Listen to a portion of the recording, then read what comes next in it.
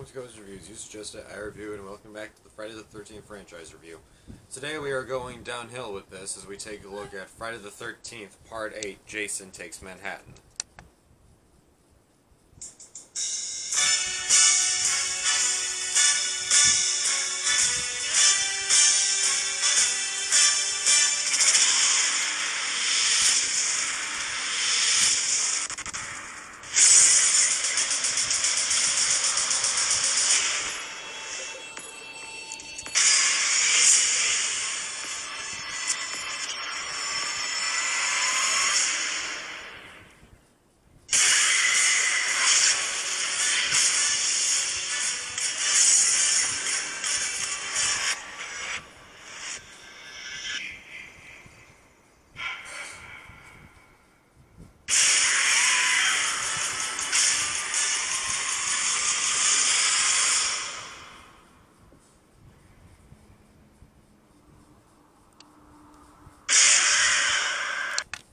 So Friday the 13th, Part 8, Jason Takes Manhattan was released in 1989, and it was the last movie to be produced by Paramount before they sold the rights to New Line Cinema.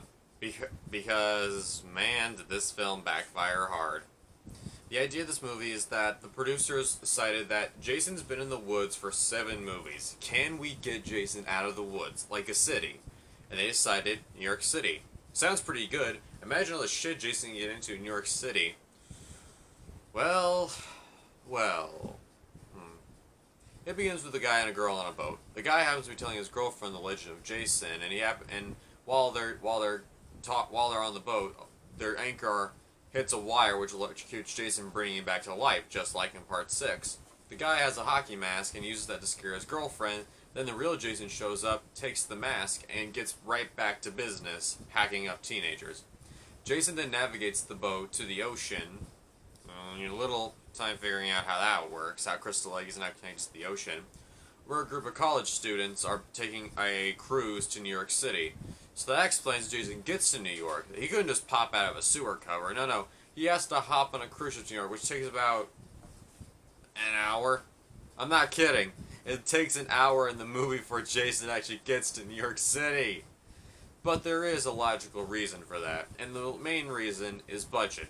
Originally, they had scenes of Jason in Madison Square Garden, the Empire State Building, the Brooklyn Bridge, but unfortunately, they couldn't afford all that. So when we actually do get to New York, they film in Vancouver.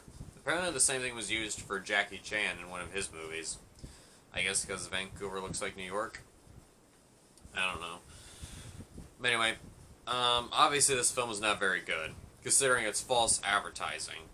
Now, here's how I think they could have fixed this movie. If they didn't add the subtitle, Jason Takes Manhattan, and just called it Friday the 13th, Part 8. I mean, sure, it would have ruined the whole adding subtitles to the sequels, but it would have made sense. I mean, think of it. It has Jason killing people on a cruise ship, and near the end, you see New York, and that would have been a great way to end the movie. Like, holy shit, we're actually in New York. But instead, the film promises Jason in New York City, and halfway, and like 30 minutes in the film, you're like, Jesus, we're still on this fucking boat? Ugh. But, also, the characters are pretty damn boring. The idea was for Tina to return, making the... also, our main character, Rennie, is socially awkward, and at one point her teacher gives her a Stephen King pin. And like I said, there was plans for Tina to return, making the social awkwardness make sense. And the Stephen King pin, a little ironic. But the actress was apparently they couldn't afford her, so as a result, none of the characters in Part 7 returned. Well, except for Jason, who was at least still played by Kane Hodder.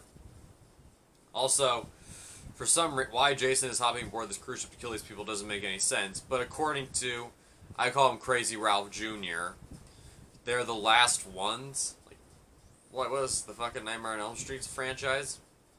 Freddy was killing kids because they were the last kids on Elm Street. Like, what does this guy mean by you're the last ones? Like, does that mean they're the last teens on Crystal Lake? Or something like that? Because I'm pretty sure there would be more teenagers left alive in Crystal Lake. Or whatever the hell that means. Anyway, that's the first and second problem and third problem for why everybody doesn't like this movie. The next one is Jason's teleportation ability. I'm not making that up. Jason is shown teleporting a lot of the time. And I guess it doesn't count as teleporting, but look at this. There's a scene where he chases this girl, Ava, into the disco room, and Jason appears through the door. She tries to escape by taking a turn, but the second she turns, she sees Jason in the corner. She takes another turn, there's Jason again. Takes another turn, he's right there. Takes another turn, he's over there. Then she turns around, she gets choked to death. Yeah, like, what, does Jason now teleport? Like, what the hell? Now, I know Jason always shows up at the right time when it's convenient for the plot, but it was never this specific. Now, to be fair, when we do actually get the scene of Jason in the middle of Times Square, that was pretty cool, though I'm pretty sure this movie was just made just so we can have that image of Jason in the middle of Times Square. Something worth noting is that there was an advertisement for Tim Burton's Batman, which came out the same year, and another interesting little fact for you is that there's a scene where Jason breaks into a diner and gets into a fight with this angry dishwasher guy, who happens to be played by Ken Kersinger, who would go on to replace Kane Hodder in Freddy vs. Jason. I wonder how Kane thought about that.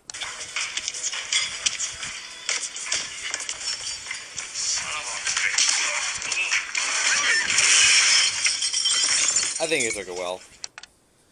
Anyway, wrapping up the ending. Jason chases Rennie and her boyfriend into the sewers, where Jason kills the mechanic working there for literally no reason. Then Rennie grabs a bucket of toxic waste and splashes it onto Jason's face, making his face melt. As they're being chased, they climb up a ladder, and Jason is swept away by a sea of toxic waste that apparently goes throughout the New York sewer system every midnight. I'm pretty sure that's not true, and I'm not kidding. Jason gets swept by the toxic waste. Instead of being, I don't know, just a melting corpse, the acid turns Jason back into a little kid.